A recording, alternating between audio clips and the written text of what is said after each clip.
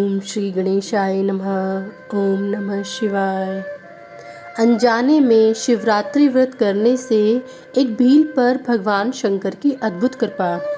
ऋषियों ने पूछा, सूजी, पूर्व काल में किसने इस उत्तम शिवरात्रि व्रत का पालन किया था और अनजाने में भी इस व्रत का पालन करके किसने कौन सा फल प्राप्त किया था? सूजी ने कहा, ऋषियों, तुम सब लोग सुनो। मैं इस विषय में एक निषाद का प्राचीन इतिहास सुनाता हूँ, जो सब पापों का नाश करने वाला है। पहले की बात है, किसी वन में एक भील रहता था, जिसका नाम था गुरुद्रह। उसका कुटुंब बड़ा था तथा वह बलवान और क्रूर स्वभाव का होने के साथ ही क्रूरतापूर्ण कर्म में तत्पर रहता था। वह प्रतिदिन वन में जाकर मृगों को मारता और वहीं रहकर नाना प्रकार की चोरियां करता था। उसने बचपन से ही कभी कोई शुभ कर्म नहीं किया था। इस प्रकार वन में रहते हुए उस दुरात्मा भील का बहुत समय बीत गया। तदंतर एक दिन बड़ी सुंदर एवं शुभकारक शिवरात्रि आई, किंतु वह दुरात्मा घने जंगल में निवास करने वाला था, इसलिए उस व्रत को नहीं जानता था। उसी दिन उस भील के माता पिता और पत्नी ने भूख से पीड़ित होकर उससे याचना की, वनेचर, हमें खाने को दो। उनके इस प्रकार याचना करने पर वह तुरंत धनुष लेकर चल दिया और मृगों के शिकार के लिए सारे वन में घूमने लगा। दैव योग से उसे उस दिन कुछ भी नहीं मिला और सूर्य अस्त हो गया। इससे उसको बड़ा दुख हुआ और वह सोचने लगा, अब मैं क्या करूं, कहाँ जाऊं? आज तो कुछ नहीं मिला। घर में जो बच्चे हैं उनका तथा माता पिता का क्या होगा? मेरी जो पत्नी है उसकी भी क्या दशा होगी? अतः मुझे कुछ लेकर ही घर जाना चाहिए, अन्यथा नहीं। ऐसा सोचकर वह व्याध एक जलाशय के समीप पहुंचा और जहां पानी में उतरने का घाट था, वहां जाकर खड़ा हो गया। वह मन ही मन यह विचार करता था कि यहाँ कोई न कोई जीव पानी पीने के लिए अवश्य आएगा। उसी को मारकर कृतकृत्य हो उसे साथ लेकर प्रसन्नतापूर्वक घर को जाऊंगा। ऐसा निश्चय करके वह व्याध एक बेल के पेड़ पर चढ़ गया और वहीं जल साथ लेकर बैठ गया। उसके मन में केवल यही चिंता थी कि कब कोई जीव आएगा और कब मैं उसे मारूंगा। इसी प्रतीक्षा में भूख प्यास से पीड़ित हो वह बैठा रहा।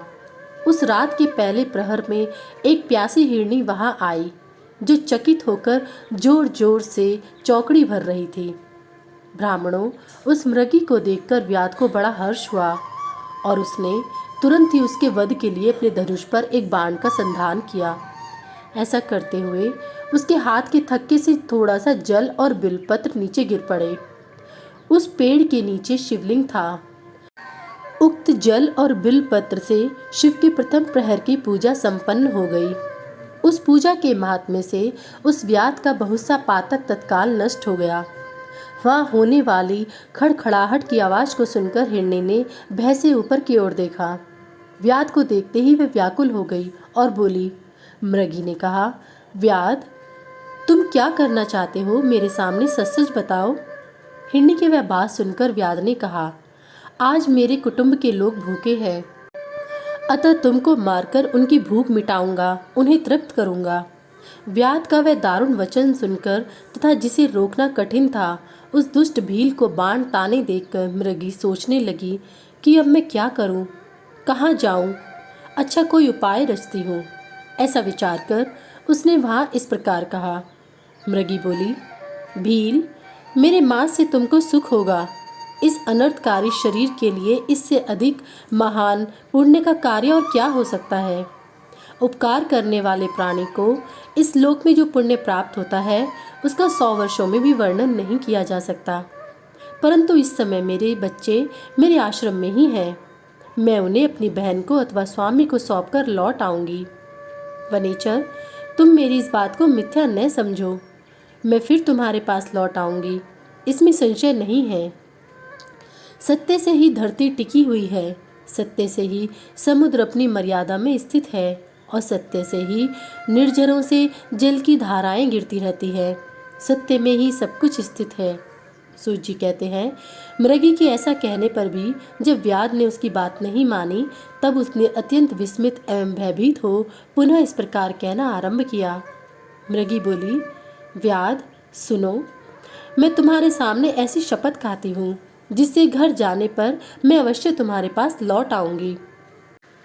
ब्राह्मण यदि वेद बेचे और तीनों काल संध्या न करे तो उसे जो पाप लगता है, पति की आज्ञा का उल्लंघन करके स्वेच्छानुसार कार्य करने वाली स्त्रियों को जिस पाप की प्राप्ति होती है, किए हुए उपकार को न मानने वाले, भगवान शंकर से विमुख रहने वाले, दूसरों से द्रोह करने वाले, धर्म को लांघने वाले तथा विश्वासघात और छल करने वाले लोगों को जो पाप लगता है, उसी पाप से मैं भी लिप्त हो जाऊं यदि लौटकर यहाँ न आऊं।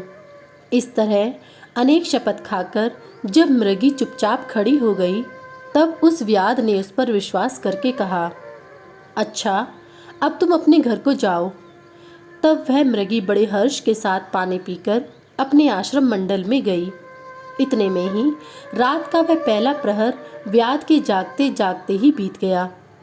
तब उस हिरणी की बहन दूसरी मृगी, जिसका पहली ने स्मरण किया था, उसी की राह देखती हुई जल पीने के लिए वहां आ गई। उसे देखकर भील ने स्वयं बाण को तरकश से खींचा। ऐसा करते समय पुनः पहले की भांति भगवान शिव के ऊपर जल और बिल्वपत्र गिरे। उसके द्वारा महात्मा शंभु की दूसरे प्रहर की पूजा संपन्न हो गई। यद्यपि वह प्रसंगवश ही हुई थी, तो भी व्याध के लिए सुखदायिनी हो गई। मृगी ने उसे बाण खींचते देख पूछा, वनीचर, क्या करते हो? व्याध ने पूर्ववत उत्तर दिया, मैं अपने भूखे कुटुंब को तृप्त करने के लिए तुझे मारूंगा। यह सुनकर वह मृगी बोली। मृगी ने कहा, व्याध, मेरी बात सुनो, मैं धन्य हूँ, मेरा देह धारण सफल हो गया, क्योंकि इस अनित्य शरीर के द्वारा उपकार होगा, परंतु मेरे छोटे छोटे बच्चे घर में हैं, अतः मैं एक बार जाकर उन्हें अपने स्वामी को सौंप दूँ, फिर तुम्हारे पास लौट आऊँगी।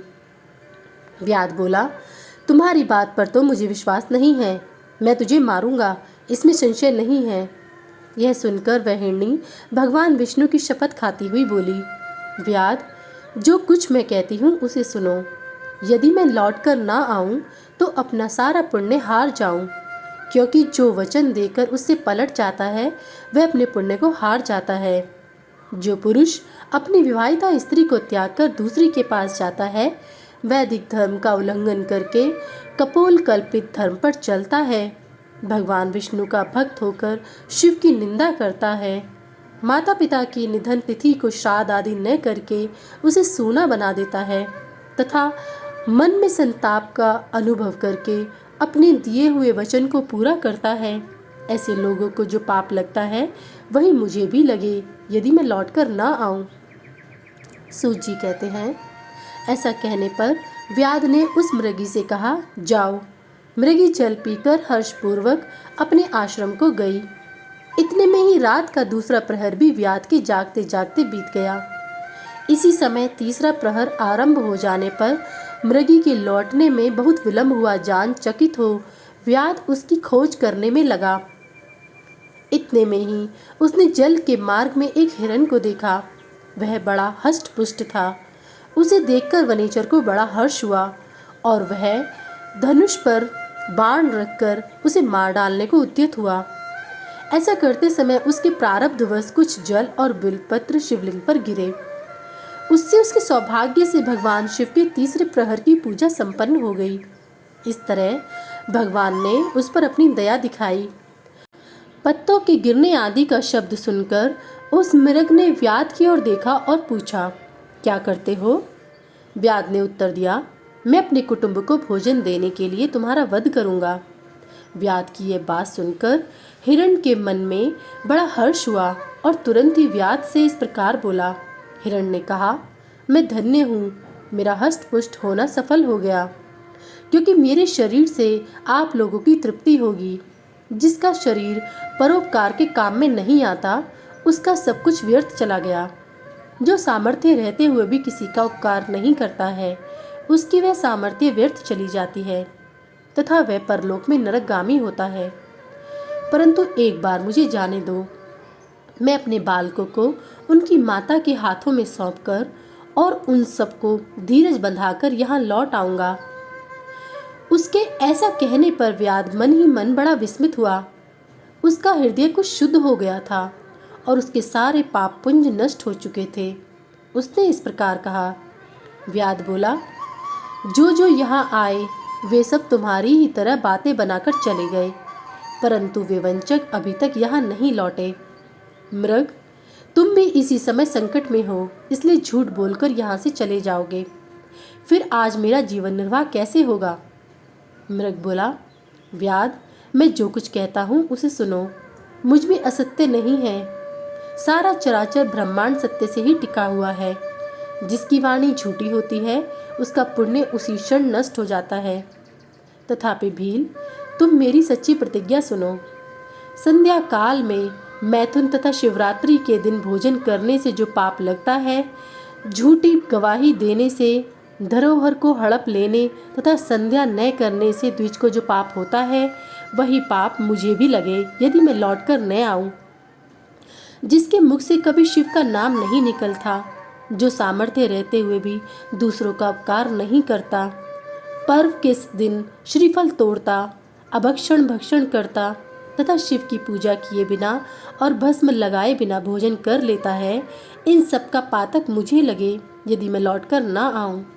सूत जी कहते हैं, उसकी बात सुनकर व्याध ने कहा, जाओ शीघ्र लौटना। व्याध के ऐसा कहने पर मृग पानी पीकर चला गया।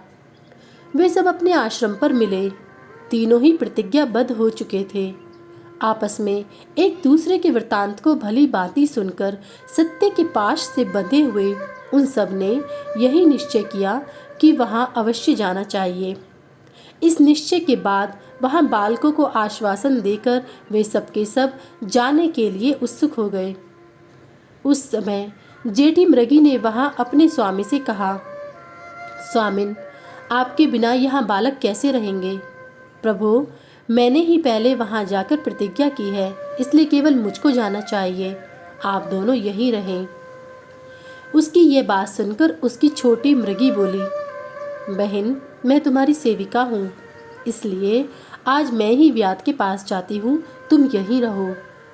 यह सुनकर मृग बोला, मैं ही वहाँ जाता हूँ, तुम दोनों यहाँ रहो, क्योंकि शिशुओं की रक्षा माता से ही होती है। स्वामी की यह बात सुनकर उन दोनों मृगियों ने धर्म की दृष्टि से उसे स्वीकार नहीं किया। वे दोनों अपने पति से प्रेम पूर्वक बोली, प्रभु, पति के बिना इस जीवन को धिक्कार है। तब उन सब ने अपने बच्चों को सांत्वना देकर उन्हें पड़ोसियों के हाथों में सौंप दिया और स्वयं शीघ्र ही उस स्थान को प्रस्थान किया जहाँ वह व्यास शिरोमणि उनकी प्रतीक्षा में बैठा था। उन्हें जाते देख उनके वे सब बच्चे भी पीछे पीछे चले आए। उन्होंने ये निश्चय कर लिया था कि माता पिता की जो गति होगी वही हमारी भी हो। इन सबको एक साथ आया देख व्याध को बड़ा हर्ष हुआ। उसने धनुष पर बाण रखा। उस समय पुनः जल और बिलपत्र शिव के ऊपर गिरे। उससे शिव की चौथे प्रहर की शुभ पूजा भी संपन्न हो गई। उस समय व्याध का सारा पाप तत्काल भस्म हो गया। इतने में ही दोनों मृगियां और मृग बोल उठे, व्यास शिरोमणे, शीघ्र कृपा करके हमारे शरीर को सार्थक करो। उनकी यह बात सुनकर व्याध को बड़ा विस्मय हुआ। शिव पूजा के प्रभाव से उसको दुर्लभ ज्ञान प्राप्त हो गया। उसने सोचा, ये मृग ज्ञानहीन पशु होने पर भी धन्य है, सर्वथा आदरणीय है, क्योंकि अपने शरीर से ही परोपकार में लगे हुए हैं। मैंने इस समय मनुष्य जन्म पाकर भी किस पुरुषार्थ का साधन किया? दूसरे के शरीर को पीड़ा देकर अपने शरीर को पोसा है। प्रतिदिन अनेक प्रकार के पाप करके अपने कुटुंब का पालन किया है। हाय, ऐसे पाप करके मेरी क्या गति होगी, अथवा मैं किस गति को प्राप्त होऊंगा? मैंने जन्म से लेकर अब तक जो पातक किया उसका इस समय मुझे स्मरण हो रहा है। मेरे जीवन को धिक्कार है, धिक्कार है। इस प्रकार ज्ञान संपन्न होकर व्याध ने अपने बाण को रोक लिया और कहा, श्रेष्ठ मृगो, तुम जाओ, तुम्हारा जीवन धन्य है। व्याध के ऐसा कहने पर भगवान शंकर तत्काल प्रसन्न हो गए और उन्होंने व्याध को अपने सम्मानित एवं पूजित स्वरूप का दर्शन कराया तथा कृपा पूर्वक उसके शरीर का स्पर्श करके उससे प्रेम से कहा, भील, मैं तुम्हारे व्रत से प्रसन्न हूँ, वर मांगो। व्याध भी भगवान शिव के उस रूप को देखकर तत्काल जीवन मुक्त हो गया और मैंने सब कुछ पा लिया क्यों कहता हुआ उनके चरणों के आगे गिर पड़ा। उसके इस भाव को देखकर भगवान शिव भी मन ही मन बड़े प्रसन्न हुए और उसे गुह नाम देकर कृपा दृष्टि से देखते हुए उन्होंने उसे दिव्य वर दिए। शिव बोले, व्याध सुनो, आज से तुम श्रृंगवीरपुर में उत्तम राजधानी का आश्रय ले दिव्य भोग का उपभोग करो। तुम्हारे वंश की वृद्धि निर्विघ्न रूप से होती रहेगी। देवता भी तुम्हारी प्रशंसा करेंगे। व्याध, मेरे भक्तों पर स्नेह रखने वाले भगवान श्री राम एक दिन निश्चय ही तुम्हारे घर पधारेंगे और तुम्हारे साथ मित्रता करेंगे। तुम मेरी सेवा में मन लगाकर दुर्लभ मोक्ष पा जाओगे। इसी समय वे सब मृग भगवान शंकर का दर्शन और प्रमाण करके मृग योनि से मुक्त हो गए तथा दिव्य देहधारी हो विमान पर बैठकर शिव के दर्शन मात्र से शाप मुक्त हो दिव्य धाम को चले गए। तब से अर्बुद पर्वत पर भगवान शिव व्याधेश्वर के नाम से प्रसिद्ध हुए, जो दर्शन और पूजन करने पर तत्काल भोग और मोक्ष प्रदान करने वाले हैं। महर्षियों, वे व्याध भी उस दिन से दिव्य भोगों का उपभोग करता हुआ अपनी राजधानी में रहने लगा। उसने भगवान श्री राम की कृपा पाकर शिव का सायुज्य प्राप्त कर लिया। अनजाने में ही इस व्रत का अनुष्ठान करने से उसको सायुज्य मोक्ष मिल गया। फिर जो भक्ति भाव से संपन्न होकर इस व्रत को करते हैं, वे शिव का शुभ सायुज्य प्राप्त कर ले। इसके लिए तो कहना ही क्या है। संपूर्ण शास्त्रों तथा अनेक प्रकार के धर्मों के विषय में भली भांति विचार करके इस शिवरात्रि व्रत को सबसे उत्तम बताया गया है। इस लोक में जो नाना प्रकार के व्रत, विविध तीर्थ, भांति भांति के विचित्र दान, अनेक प्रकार के यज्ञ, तरह तरह के तप तथा बहुत से जप है, वे सब इस शिवरात्रि व्रत की समानता नहीं कर सकते। इसलिए अपना हित चाहने वाले मनुष्यों को इस शुभतर व्रत का अवश्य पालन करना चाहिए। यह शिवरात्रि व्रत दिव्य है। इससे सदा भोग और मोक्ष की प्राप्ति होती है। महर्षियों, यह शुभ शिवरात्रि व्रत व्रतराज के नाम से विख्यात है। इसके विषय में सब बातें मैंने तुमसे बता दी। अब और क्या सुनना चाहते हो? अध्याय 40 समाप्त। सभी वेद और पुराण सुनने के लिए हमारे इस चैनल को सब्सक्राइब करें और सभी वीडियो को लाइक करें। अगर मुझसे पढ़ने में कोई त्रुटि हो गई हो तो कृपया मुझे क्षमा करें और कमेंट में हर हर महादेव लिखना ना भूलें। भगवान भोलेनाथ की कृपा आप सब पर सदैव बनी रहे। हर हर महादेव। जय भोलेनाथ।